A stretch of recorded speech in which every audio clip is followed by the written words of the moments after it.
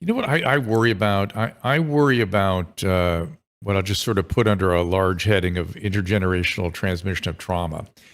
And it just seems to me, I don't know if you get this into your victim book. Unfortunately, I have not read that one yet. But people start to feel like victims usually came from highly traumatic backgrounds, not necessarily they themselves, but their family systems.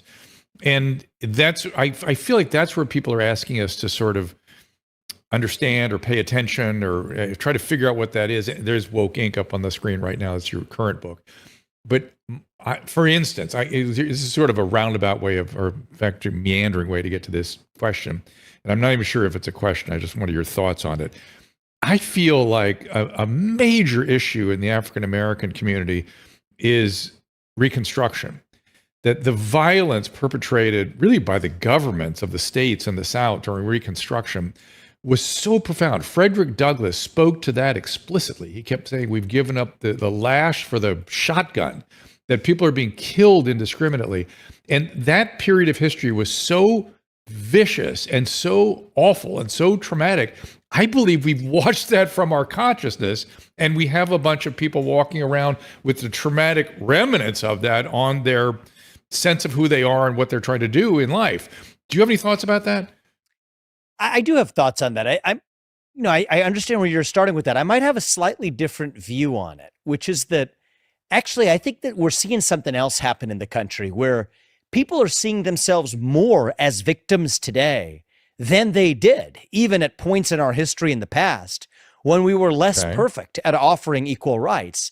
I'll give you an example from when we actually were victimizing people. Yes, exactly. Actively victimizing people. Okay. Exactly. So I'll go to the Black experience in a second, but first I'll start personally where I see this in the Indian American or Asian American community, where my parents were the members of the generation that actually took real risk, that packed their bags, went halfway around the world without a dollar or very few dollars in their pocket, came to this country, different language, no cell phones back then, different culture, different acceptance of immigrants and foreign cultures than even today.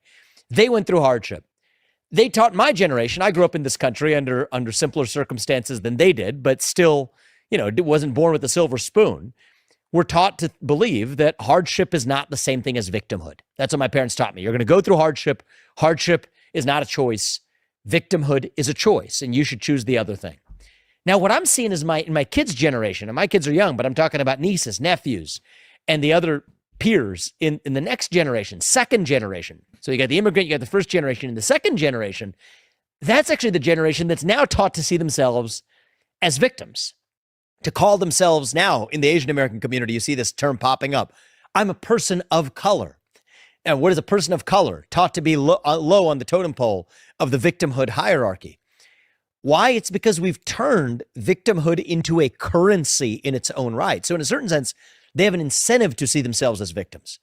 I think there's something similar going on in the Black community as well. But, I think that I'm going to talk about it from the first personal experience that I see. In a certain sense, our national history of success is what begets the victimhood psychology. In a certain sense, you have the wheels of history turning, right? Success breeds entitlement. Entitlement breeds a certain kind of laziness, if we're honest about it. And then victimhood fits laziness like a glove. So it becomes a justification for the sloth of a society that's already, in some ways, living in an embarrassment of riches. And I think the irony is that the people who in many cases see themselves as victims today weren't a product of that very hardship. I was on I've had a little bit of, I haven't been able to engage her directly in debate, but she talks about me a lot on her show. Joy Reid, some MSNBC host, who has brought me up a couple of times on her show. She talks about how after the affirmative action ruling came down from the Supreme Court, how she wouldn't have gotten into Harvard without affirmative action. I believe that's true. I think she would not have gotten into Harvard without affirmative action. I agree with her. But the interesting thing is her parents, like my parents, were also immigrants to this country. So they were not the descendants of slaves. And so what you're seeing is actually many people who are not at all the descendants of slaves trying to reinvent their identity through the lens and prism of victimhood so they can wield it like a chip, like a currency, as a way to get ahead. And that's in part as a response to the societal incentives that we've created, because it's true, you do get ahead on the basis of wielding your victimhood status today.